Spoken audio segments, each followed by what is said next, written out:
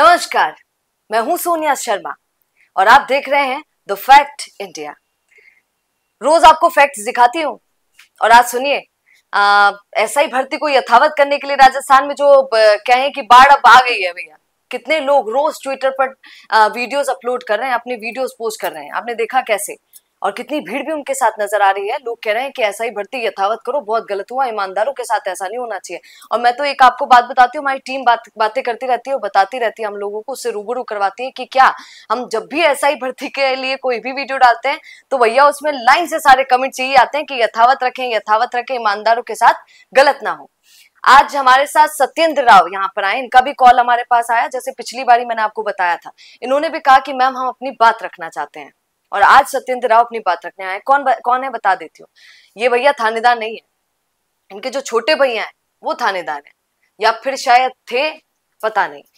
तो अब ये उनकी तरफदारी, उनकी बात रखने, और जितने लोग हैं बाकी के लोग जिनके साथ अन्याय हुआ उन सबकी बात रखने यहाँ पर आए। चौधरी साहब है, सुन लीजिएगा। तो आइए थोड़ी सी चर्चा करते हैं।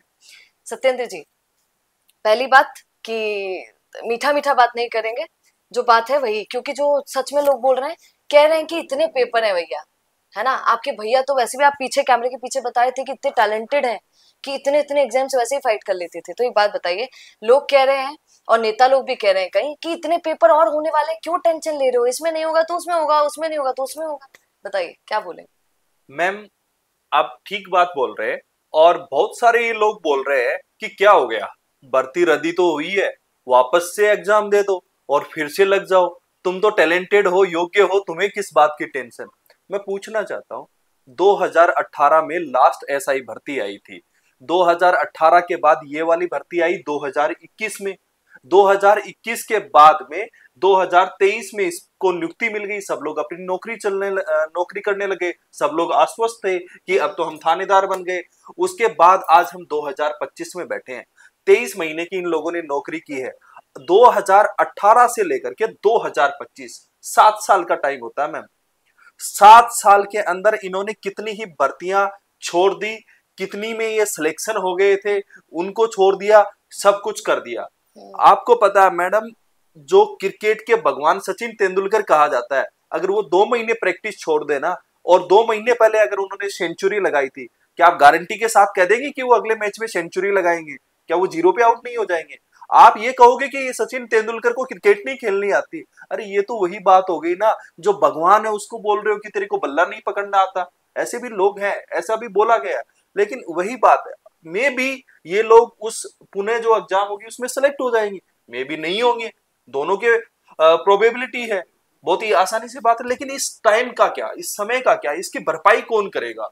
और एक चीज मैं बताता हूं मैम, इस 7 साल के अंदर क्या हुआ। एडीजी वीके सिंह साहब ने कहा कि जो 2021 की जो भर्ती प्रक्रिया थी, उसके जो नियम कायदे थे, वही नियम कायदे आने वाली भर्ती जो पुणे एग्जाम होगी उसमें लागू होंगे। ठीक है साहब, हमने मान लिए। लेकिन मैं पूछना चाहता हूं, सब इंस्पेक्टर जसकरण जो शायद पहले थे, आपने कहा ना क्योंकि भर्ती तो रद्द हो गई, अब वो इंस्पेक्टर हैं या नहीं पता नहीं, उनका मैम लिगामेंट टूट गए। वो घुड़सवार ट्रेनिंग के दौरान, घुड़सवारी के दौरान गिर गए, उनके घुटने चले गए। आप उनके घुटने लौटा दोगे? उनके घुटने लौटा दो और फिर कर लो पुनः एग्जाम, हमें कोई आपत्ति नहीं है। सब इंस्पेक्टर सनम, उनके साथ हादसा हुआ ट्रेनिंग के दौरान, आप उसकी भरपाई कर देंगे? आप उसकी भरपाई कीजिए, पिछले 7 साल की जो भरपाई कीजिए, फिर पुनः एग्जाम दे देंगे बच्चे, क्या दिक्कत है? तो यही बात है मैम कि ये भरपाई नहीं हो सकती, सिर्फ कहने से बात नहीं होती, बहुत सारे फैक्टर्स होते हैं, नहीं हो सकती। क्योंकि आपने वीके सिंह की बात कर ली तो मेरे जहन में वो सवाल आ गया। आज वीके सिंह का एक वीडियो बहुत दिनों से वायरल हो रहा है, उसमें वो कह रहे हैं कि भैया मेरे से तो नहीं पकड़े गए, मैं तो मानता हूँ अपनी गलती, मेरी तो इसमें हार है। वो खुद मान रहे हैं, एक्सेप्ट कर रहे हैं कि मैं तो नहीं पकड़ पाया।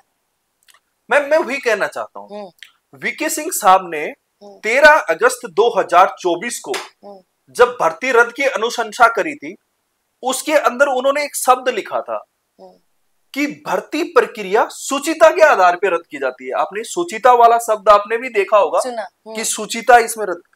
मैं कहता हूं वीके सिंह साहब, जब आपसे जांच नहीं हुई, आपने खुद ने कहा कि आप असक्षम रहे जांच में, तो क्या आप में ये सुचिता नहीं थी कि आप खुद अपना ट्रांसफर ले लेते?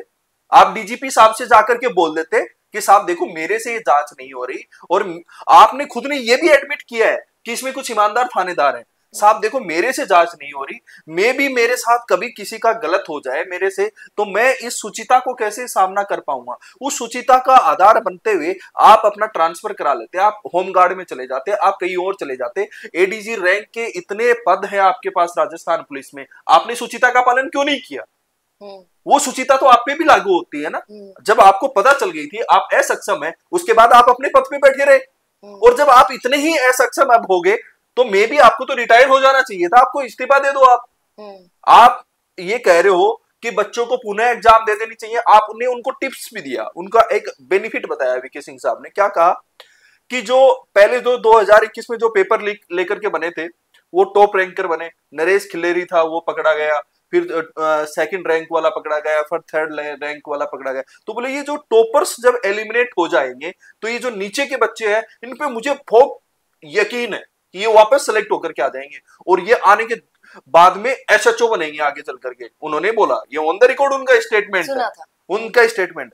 सर आप इतना अच्छा मोटिवेशन करते हैं, आप किसी आईएएस आईपीएस की कोचिंग में चले जाइए, क्योंकि आप तो असक्षम है ना जांच करने में। आपने खुद ने कहा मेरे तो शब्द नहीं है, आपने खुद ने कहा कि मैं असक्षम हूं, मैं फिल्टर नहीं कर पा रहा, मैं सेग्रेशन नहीं कर पा रहा। तो जब आप असक्षम हो तो एक असक्षम अधिकारी कैसे जांच कर सकता है?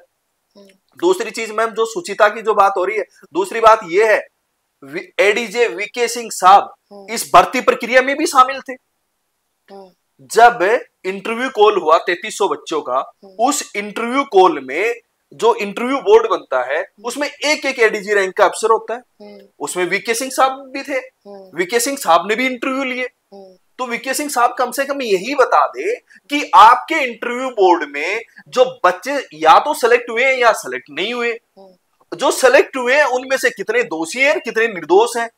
क्योंकि आपकी जो पारखी नजर थी वो तो उस समय इंटरव्यू बोर्ड में भी देख रही होगी ना कि ये सवाल ऐसे दे रहा है, ये वो है। आपका एक बच्चे का इंटरव्यू वायरल हुआ, उसको राजस्थान की राजधानी तक नहीं पता थी, तो आपने भी तो इंटरव्यू जब बोर्ड में बैठे थे, अरे इतने बड़े पद पर बैठे ही इसलिए हैं ताकि उनकी समझ इतनी है। ये तो सिंपल सी बात है भैया, वरना हम जैसे ही बैठ जाए, कोई भी बैठ जाए, वो समझ वहां लेवल की है, वो पकड़ लेते हैं। आपको पता है आंखों को देखकर वो लोग ये पकड़ लेते हैं कि व्यक्ति कैसा। सही बोल रहे हो? Yes ma'am. और एडीजे वीके सिंह को बहुत सारे लोग वो कह रहे हैं कि मैंने हेल्पलाइन के बाद में इतना आमूलचूल परिवर्तन कर दिया, सुधार कर दिया। अच्छी बात है जी, आपने सुधार किया। सुधार करने के पीछे एडीजे वीके सिंह साहब ने कहा, किसी पत्रकार ने पूछा कि आपको गवर्नमेंट का सपोर्ट कैसा है। एडीजे वीके सिंह साहब ने कहा कि हमें गवर्नमेंट का फुल सपोर्ट है। गवर्नमेंट कह रही है कि आप पकड़ो, निर्दोष लोगों को पकड़ो। और मैम इस चीज में अगर आप एक चीज देखेंगे जो सबसे इंपॉर्टेंट है, जिसपे मैं बोलना भी चाह रहा हूँ, न्यायप्रिय मुख्यमंत्री भजनलाल शर्मा जी जैसे ही शपथ ग्रहण करते हैं, शपथ ग्रहण करने के बाद दिसंबर 2023 में इस एसआईटी का गठन होता है। और भजनलाल जी ने इतनी ईमानदारी के साथ आते ये नहीं कहा कि भर्ती रद्द कर दो, क्योंकि एसआईटी का गठन हुआ है वो सिर्फ एक एसआई भर्ती के लिए नहीं हुआ, बाकी अन्य भर्तियों के लिए भी हुआ जिसमें करप्शन हुआ। उन्होंने अपनी जो न्याय संगत जो सोच होती है, क्योंकि भजनलाल जी आज राजस्थान के राजा है, राजा क्या करेगा, राजा न्याय करेगा। तो राजा ने सोचा कि मैं भी कोई तो ईमानदार होगा, राजा ने एक जांच बैठाई, भजनलाल जी ने जांच बैठाई और भजनलाल जी ने वीके सिंह साहब को कहा कि साहब आप बहुत अच्छे ऑफिसर हो, आपको पुलिस पदक का सम्मान मिला है, बाकी और सम्मान मिले, आप इनमें से सेग्रेशन करके लेके आओ। क्योंकि उम्मीद थी भजनलाल जी की वीके सिंह साहब से कि ये लोग करके लेके आएंगे। तो वीके सिंह जी ने बोल भी दिया था कि भैया हम लेकर आएंगे। यस, उन्होंने छाती के साथ उन्होंने बोला भी है। और दूसरी, जब कोर्ट में जब हलफनामा देने की बात आई तब भी उन्होंने लिख करके दिया, ऑन द पेपर उन्होंने एफिडेविट में लिख कर दिया है कि भैया सिर्फ और सिर्फ 67 लोग हैं जो दोषी हैं, बाकी 94 निर्दोष है। ये ऑन द रिकॉर्ड उनके जो फाइनल जो एजी साहब ने जो रिपोर्ट बनाई थी उस रिपोर्ट के अंदर है। तो वो डेटा तो एडीजे वीके सिंह साहब ने ही दिया है, किसी और ने थोड़ी ना दिया है वो डेटा, तो उन्होंने तो ऑन द रिकॉर्ड बोला है। तो मैं यही कहना चाहता हूं कि जब भजनलाल जी जब न्याय करने के पक्ष में हैं, तो उसके बाद जब उनको फीडबैक प्रोवाइड करना था तो वो तो काम जांच एजेंसी का था, वो तो वीके सिंह साहब का था। उनको बताना था कि ये टेंटेड है, ये अनटेंटेड है, ये दोषी है, ये निर्दोष है। तो वो काम कहीं ना कहीं वीके सिंह साहब ने कहा कि मैं नहीं कर पाया। तो आपने सिर्फ और सिर्फ वीके सिंह साहब, जो आप ये कह रहे हो कि आप नहीं कर पाए, आप नहीं कर पाए, ये बात पहुंच रही है भजन लाल जी पे, उन पे उंगली उठेगी ना कल। जनता में तो उनको जाना है, आपको थोड़ी ना जाना है। 5 साल बाद सरकारें आएंगी जाएंगी, आप अफसर बने रहेंगे जब तक आपकी सर्विस है तब तक, लेकिन फेस तो वो करेंगे। अब आपकी वजह से उनके ऊपर भी ये लग रहा है कि ये जांच नहीं हो पाई, लेकिन उनकी तो इंटेंशन हमेशा से क्लियर थी। और मैम जब इन्होंने 13 अगस्त 2024 को जब दिया था, ये रद्द करने का आदेश दिया था, उसमें मुश्किल से 32-33 गिरफ्तारियां हुई थी, इन्होंने कहा रद्द करो। ऊपर से भजन लाल जी ने डंडा चलाया, अरे वीके सिंह साहब क्या कर रहे हैं, आपको तो मैंने जांच के लिए बैठाया, ये रद्द का क्या है, बाकी लोग कहां जाएंगे। तब इन्होंने फटाफट गिरफ्तारियां करी और गिरफ्तारियों का आंकड़ा आज 58 पहुंच गया है। लेकिन मैडम आपको पता है बीच में ईओआरओ की भर्ती रद्द हुई थी, जब ईओआरओ की भर्ती रद्द हुई तब तक 13 गिरफ्तारियां हो चुकी थी, लेकिन आज तक ईओआरओ भर्ती को आज कम से कम 7-8 महीने हो गए हैं, अभी तक एक गिरफ्तारी नहीं हुई है। जब रद्द के बाद एक गिरफ्तारी नहीं हुई है, तो कहीं ना कहीं हमें यह अंदेशा है कि अभी भी जो बड़े मगरमच्छ हैं वो इसमें से बचे हुए हैं, क्योंकि अभी तक तो छोटी छोटी मछलियां गिरफ्तार हुई है। और भजन लाल जी का हमेशा से ये इंटेंशन रहा है कि बड़े मगरमच्छों को पकड़ना है, क्योंकि एक बार अगर आपने बड़े मगरमच्छों पे लगाम लगा दी ना, वो आगे के लिए क्लियर हो जाएगा सिस्टम। तो बड़े मगरमच्छ तो अभी बचे हुए हैं, तो बड़े मगरमच्छों को अभी तक पकड़ा नहीं गया है। और जिस तरीके से ये किया गया है, क्लोज किया गया है, ये जांच को एक तरीके से बाइंड अप किया गया है और ये सब किया गया है, तो ये कहीं ना कहीं हमें ये अंदेशा है, हमें ये शक है कि वो जो बड़े मगरमच्छ है ना वो आज बच गए, कानून का सहारा ले लेंगे जी कि ये हो गया कानून में, तो वो जो बच गए ना वो फिर से 2-3 साल का रेस्ट लेंगे और पुनर्जीवित हो जाएंगे। या फिर मान लो कि उनको डर होगा कि जब तक भजन लाल जी रहेंगे तब तक नहीं आएंगे, तो 3 साल बाद आ जाएंगे जी। जिंदगी खत्म थोड़ी ना हो रही है। अगले साल जब गवर्नमेंट दोबारा आ जाएगी, और राजस्थान का तो रिवाज रहा है कि बदलते रहो, तो क्या पता अगली बार रहेंगे नहीं रहेंगे, तो वो किसी दूसरा जब उसका कोई कंफर्टेबल जब सीएम आएगा तो वो फिर से रिएक्टिव हो जाएंगे। अरे आप कितनी बड़ी बात बोल दी है, पता है मैम ये फैक्ट है। कंफर्टेबल सीएम जब अगली बार आएगा और बदलती रहती है, इसका मतलब कांग्रेस की तरफ इशारा करें, भैया साफ साफ दिख रहा है। देखो आपका चैनल सच दिखाता है, फैक्ट दिखाता है, फैक्ट है राजस्थान में हर 5 साल में रिवाज बदलता है, ये तो फैक्ट है। जब रिवाज बदलता है तो कोई ना कोई तो उनका आएगा, क्योंकि जिसकी मन से, जो चोर है, चोर का स्वभाव है चोरी करना, वो हमेशा करेगा, वो रुक थोड़ी ना जाएगा। वो कहते हैं ना कि शेर के मुंह पे अगर खून लग गया तो वो शिकार करना बंद थोड़ी ना कर देगा, वो तो शिकार करता रहेगा। अच्छा सत्येंद्र जी सुनिए, आज हनुमान बेनीवाल जी ने बहुत बड़ी बात बोली है। प्रेस कॉन्फ्रेंस में उन्होंने बोला कि अरे ईमानदारों के साथ गलत हुआ, ईमानदारों के साथ ऐसा नहीं होना चाहिए। पर सुनो भैया, खूब पेपर हो रहे हैं, तुम खूब पेपर दो, अगर नहीं दे पा रहे और उनमें पास नहीं हो पा रहे और ईमानदार हो तो एक काम करो, बहुत अच्छा आइडिया दिया है, सुनिए सुझाव सुनिए आप हनुमान बेनीवाल का। कह रहे हैं कि भैया कुछ मत करो, आरएलपी ज्वाइन कर लो। ये क्या करते हैं थानेदार, ये भी तो सैल्यूट करते हैं ना नेता लोगों को, तो तुम्हें नेता बना देता हूँ, तो क्या बोलेंगे? उन्होंने कहा कि मैं तुम्हें नेता बना देता हूँ, तुम्हें विधायक बना देता हूँ, तुम्हें सांसद बना देता हूँ, उन्होंने ऐसा कहा। मैं बेनीवाल जी से कहना चाहूंगा, बेनीवाल जी राजस्थान में आपका एक एमएलए तो फिलहाल है नहीं। बेनीवाल जी का राजस्थान में क्या है, एक एमएलए भी नहीं है, ले दे करके बेनीवाल जी सांसद है। और बेनीवाल जी सांसद कैसे हैं उसकी कहानी भी आपको पता है। बेनीवाल जी सांसद बने हैं क्योंकि कांग्रेस की मदद से बने हैं भैया, सबको ऑन द रिकॉर्ड है, फैक्ट्स है, आप तो फैक्ट्स दिखाते हैं। कहते हैं कि कांग्रेस खुद आई थी हाथ जोड़ के कि हमारे साथ कर लीजिएगा। मैडम वो तो ना आप देखने गए ना मैं देखने गया कौन किसके यहाँ पे आया था, लेकिन ये बात तो सच है कि कांग्रेस बड़ी पार्टी है और आरएलपी छोटी पार्टी है, तो हमेशा बड़े की जो बड़ा होता है उसी की गोद में छोटा बच्चा खेलता है। तो जब छोटा बच्चा उसकी गोद में खेल रहा है तो मैं तो यही कहूंगा कि हनुमान बेनीवाल जी कांग्रेस की गोदी में बैठ करके सांसद बने। और आप उससे पहले का रिकॉर्ड उठा करके देख लिए पिछले चुनावों में, पिछले चुनाव में क्या हुआ, पिछले चुनाव में हनुमान बेनीवाल जी बीजेपी की गोदी में बैठ करके बने थे। तो जब कांग्रेस का चल रहा था इनको, क्योंकि ये तो मेरे ख्याल से रामविलास पासवान की तरह मौसम वैज्ञानिक है, इन्होंने शायद पकड़ लिया। और मेरे ख्याल से मैडम ये भी कारण है कि बेनीवाल जी 2024 में हमारे भर्ती का वो आंदोलन उठाया उन्होंने। हमारी भर्ती तो 2021 से चल रही है, तो 3 साल क्या बेनीवाल जी कुंभकर्ण की नींद सो रहे थे? नहीं मैडम, वो बहुत ही स्मार्ट पॉलिटिशियन कहूंगा मैं उनको। कुछ लोग उनको बोलते हैं कि ऐसे बेतुके बयान दे देते हैं, ऐसे नहीं देते। बेनीवाल जी बड़े स्मार्ट है इस मामले में। ये तो है, ये तो है। और लोग तो ये भी कहते हैं कि रद्द होने वाला था, ये पता था इसीलिए बैठ गए।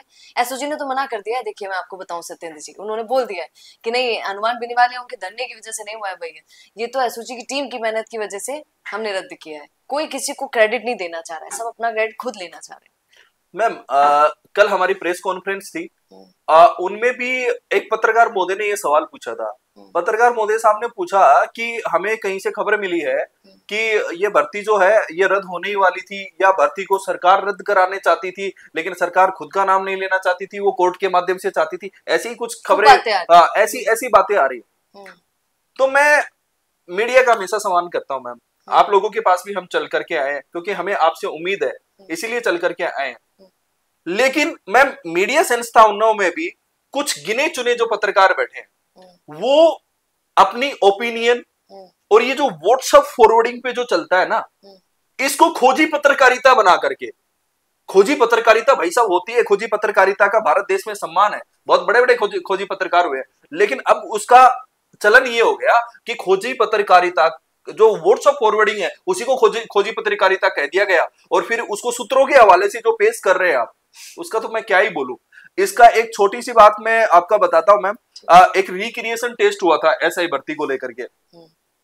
एक बड़े पत्रकार, एक बड़ा मीडिया संस्थान है, उनका अखबार चलता है, उन्होंने क्या काम किया, रिक्रिएशन टेस्ट के जो नंबर है वो आज तक पब्लिक डोमेन में नहीं है, वो कोर्ट में है, वो भी बंद लिफाफे में है, बट पब्लिक डोमेन में आज तक नहीं है। उन्होंने वो रिक्रिएशन के टेस्ट अपने अखबार में डाल दिए कि इस बंदे के इतने नंबर आए, इस बंदे के इतने नंबर आए, इस बंदे के इतने नंबर आए। और विचित्र बात तो तब हो जाती है, एक सब इंस्पेक्टर आनंद सिंह, उनके भी उन्होंने मार्क्स बता दिए, और उस दिन आनंद सिंह उस टेस्ट में बैठे ही नहीं थे, अब्सेंट थे।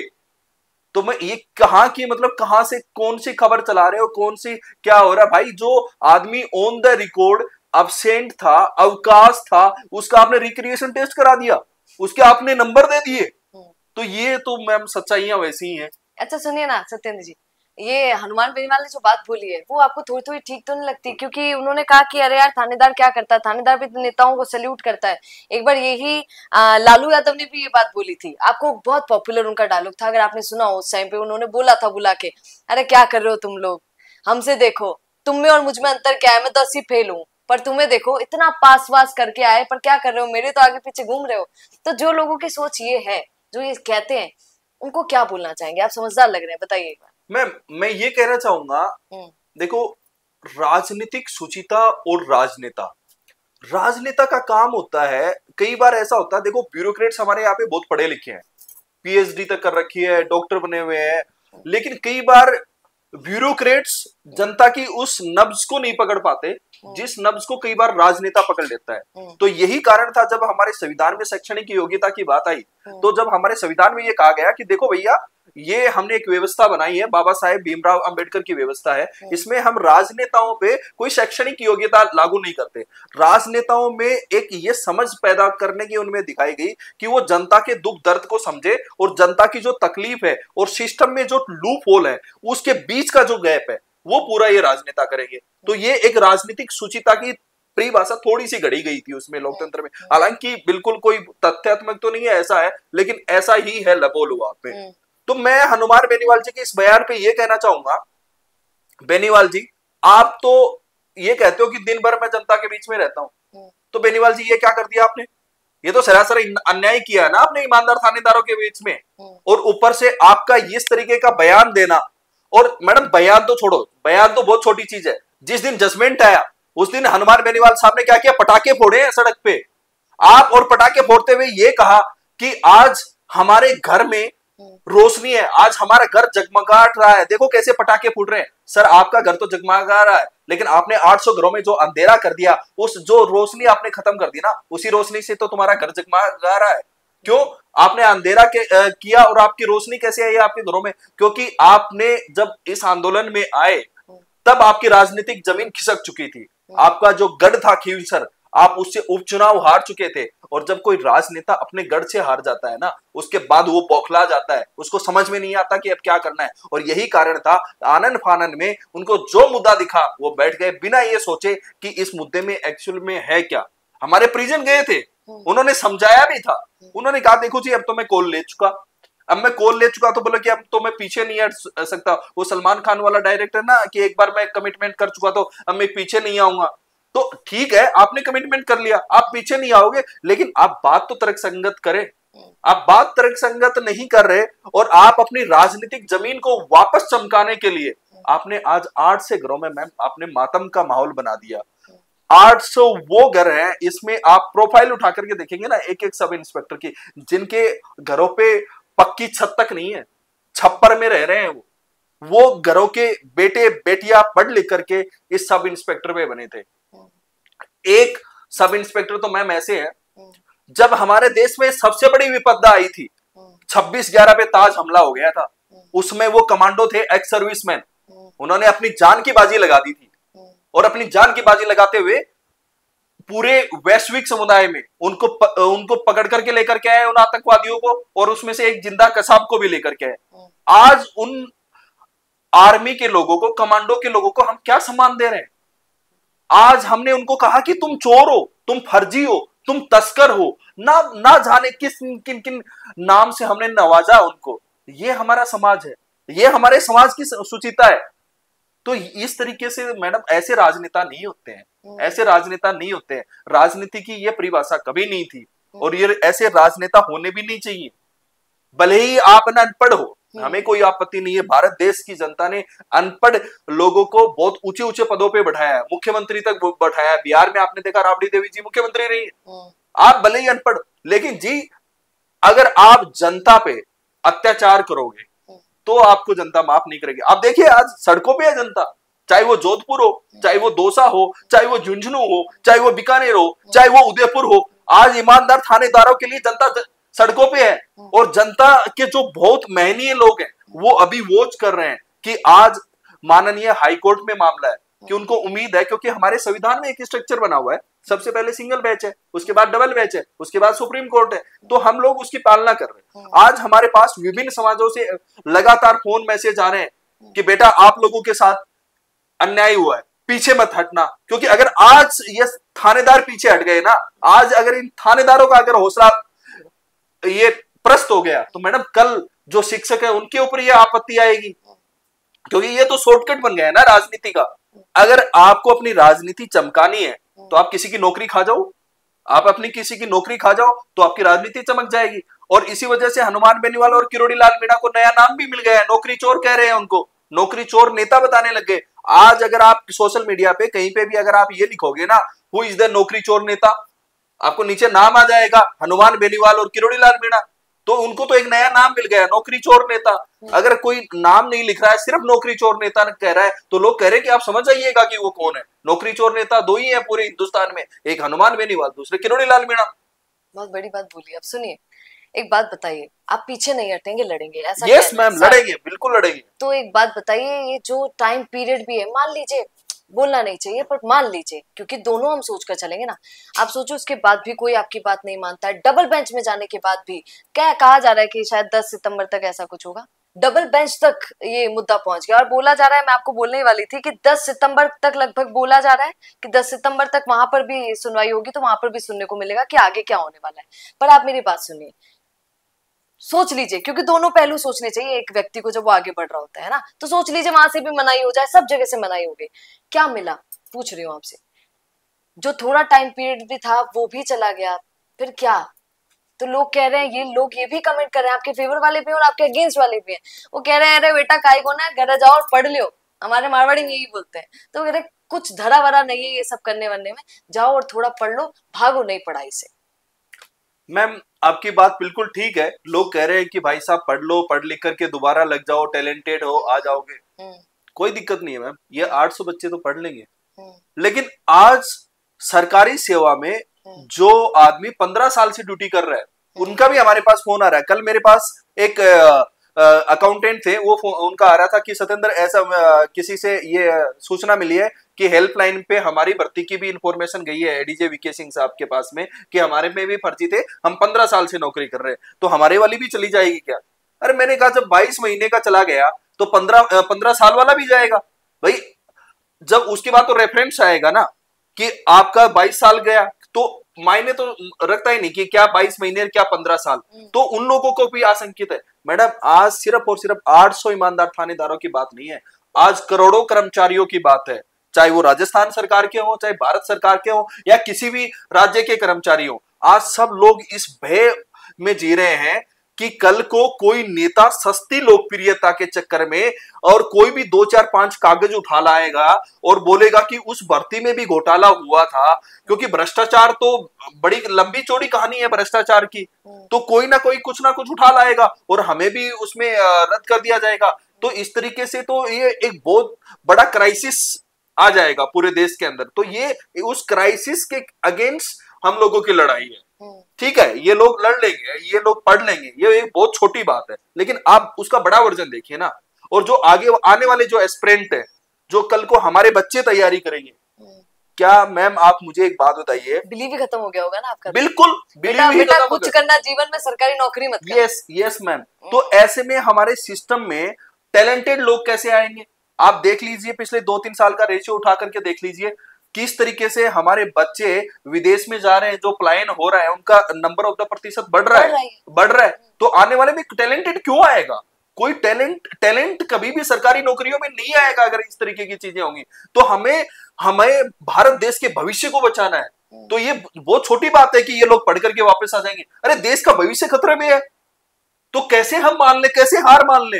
हम लोगों को संबल वो लोग दे रहे हैं। हर दिन मैं अपना मोबाइल दिखाऊंगा मैम, उसमें आप है ना कॉल्स देखिए, आप उसमें मैसेज देखिए, इतने सारे लोगों का, सामाजिक संगठनों का, राजनीतिक लोगों का लगातार फोन आ रहा है। लेकिन हमने सबसे कहा, देखिए सर कि आप हमें बाहर से सपोर्ट दीजिए, ये लड़ाई अराजनीतिक है और ये लड़ाई हक और अधिकार की है, तो हम नहीं करेंगे आगे। हो सकता है कि हनुमान बेनीवाल अपने मकसद के लिए आए, और जब हनुमान बेनीवाल शहीद स्मारक पे धरने पे बैठे थे, वो कह रहे हैं कि 130 दिनों तक उन्होंने धरना दिया है। मैडम आप ना डेट वाइज रिकॉर्ड निकाल दीजिए कि कितने दिन वो फिजिकली धरने पे बैठे थे। दूसरी बात, चलो मान लो कि आप निकाल करके लेके आओगे, देखो 130 दिन में से 50 दिन बैठे थे, उन 50 दिन में कितने टाइम पीरियड तक बैठे थे? 5 मिनट बैठे थे, 10 मिनट बैठे थे, 7 मिनट बैठे थे। उन 5 मिनट में उनका क्रियाकलाप क्या था? उन 5 मिनट में क्या उन्होंने कोई भजन गाया या कुछ और किया? क्योंकि धरने पे तो भजन कीर्तन होते हैं ना, रघुपति राघव राजा राम, हमारी तो परंपरा में हमने सुनते आए हैं कि ये वाला भजन हमेशा धरने पे चलता है। 130 दिन में एक दिन पे अगर इस तरीके की बात उस धरने पे हुई, तो हमें बता दीजिए उस धरने में हुआ क्या? उस धरने में हुआ इतिहास के साथ छेड़छाड़।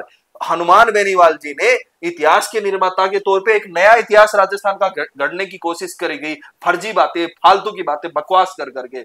उस पे धरने पे जो बड़े बड़े महापुरुष थे उनके बारे में ओछी बातें हुई, राजनेताओं के बारे में गलत बयानबाजी हुई, मुख्यमंत्री साहब जिनकी इतनी न्यायप्रिय छवि है उनके बारे में क्या क्या अनाप शनाप उस धरने के अंदर कहा गया। आप मुझे अंतिम में बस इतना बता दीजिए, कौन मतलब गवर्नमेंट का पूरा सपोर्ट आपको मिल रहा है? बड़ा सपोर्ट की हिम्मत इतनी बंध गई है कि भैया अब तो हो जाएगा हमारा काम।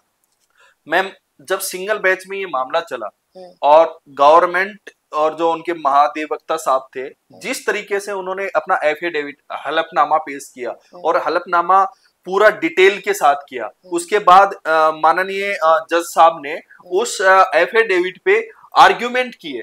आर्ग्यूमेंट काफी लंबे चले और बड़े सॉलिड आर्ग्यूमेंट गवर्नमेंट की तरफ से थे।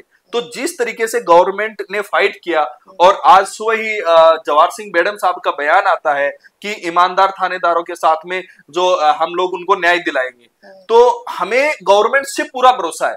लेकिन फिर भी मैं राजस्थान की जनता से एक बात कहना चाहता हूं, मैं राजस्थान की जनता से ये बात कहना चाहता हूं, गवर्नमेंट चाहती है कि मगरमच्छों को पकड़ा जाए, मुख्यमंत्री जी चाहते हैं कि मगरमच्छों को पकड़ा जाए, लेकिन इनके बीच में सिस्टम में कोई एक ऐसा आदमी है या कोई एक ऐसा संगठित गिरोह है, कोई ना कोई तो ऐसा है कि जो इनकी छवि खराब कर रहा है। मैम आप देखिए 13 अगस्त 2024 को एडीजे वीके सिंह साहब का जो भर्ती रद्द की अनुशंसा का लेटर है, वो गोपनीय लेटर है, वो बाहर नहीं जा सकता, लेकिन फिर भी कैलाश चंद्र शर्मा एंड अदर्स की जो याचिका लगी थी वो उसी दिन 13 अगस्त 2024 को लगी थी। उससे पहले उन्होंने 1 साल पहले 6 जून 2023 को रिजल्ट आने से पहले उन्होंने याचिका लगाई, लेकिन 1-2 हियरिंग होने के बाद उन्होंने वो याचिका विड्रॉल कर ली। अब याचिका लगाना, विड्रॉल करना और उसके बाद पुनः लगाना, ये हर किसी का कानूनन अधिकार है, आप लगाइए। लेकिन संदेह तो ये है ना कि उसी दिन लगाना, उसी दिन वापस से लगना, और वो तो कॉन्फिडेंशियल चीज थी, फिर हमने एक बीच में देखा कि जो कैबिनेट जो मीटिंग थी उसकी जो अनुशंसा थी वो भी वायरल होगी, जो वो भी गोपनीय दस्तावेज था। तो मैं ये कहना चाहता हूं, जब मुख्यमंत्री जी कह रहे हैं कि मुझे मगरमच्छों को पकड़ना है, मुख्यमंत्री जी निष्पक्ष जांच कर रहे हैं, मुख्यमंत्री जी न्यायप्रिय फैसले दे रहे हैं, तो आखिरकार ये लोग कौन है जो सिस्टम में जो इस तरीके का लीकेज कर रहे हैं? सबसे पहले तो इन लीकेज करने वालों को पकड़िए ना। पता है आप क्या कह रहे हैं? मतलब आप कह रहे हैं कि ऐसा भी कोई है जो सिस्टम के अंदर ही और भारी पड़ रहा है सीएम भजनलाल पर भी, सरकार पर भी। आप खुद ही ये बोल रहे हैं। Yes ma'am. आप सुनिए, सत्येंद्र जी का एंड ऐसे ही होता है बात का। अब सुनिए, अब आप बताइएगा कि कौन ऐसा है जो सबसे बड़ा मगरमच्छ है और सब पर भारी पड़ रहा है? क्या लगता है? कमेंट जरूर कीजिएगा। और सुनिए, मैं तो दोनों तरफा की बात आपको बताती हूँ और दोनों तरफा की बात सुना दी आपको। अब आप बताइए कि क्या कहना चाहेंगे और सच सच बोलिएगा, क्या चाहते हैं? रद्द होनी चाहिए या फिर यथावत रहनी चाहिए? कमेंट जरूर कीजिएगा और बने रहे द फैक्ट इंडिया के साथ, क्योंकि याद रखिए, देख लिया है आपने, हम फैक्ट्स पर काम करते हैं भैया। नमस्कार। चलिए, तो दिखता नहीं है वो चलता नहीं है, लेकिन प्रॉब्लम तो यही है कि अपने बिजनेस को दिखाएं कैसे, पूरे इंडिया तक उसको पहुंचाएं कैसे। अगर आप भी ऐसा ही कुछ सोचते हैं तो समझिए आपकी समस्या दूर हो गई। जी हाँ, अब फैक्ट इंडिया न्यूज से आपके विज्ञापन, आपके पॉडकास्ट, आपके रियल एस्टेट प्रोजेक्ट्स, आपके बिजनेस को पूरे राजस्थान में पहुंचाने का एक बेहतरीन मौका आपको मिल रहा है, जहां पर आप 480 लाख प्लस सब्सक्राइबर्स और 10 करोड़ से ज्यादा टोटल न्यूज वाले चैनल में पहुंचा सकते हैं अपनी बात हमारे यानी फैक्ट इंडिया के साथ। अधिक जानकारी के लिए व्हाट्सएप करें।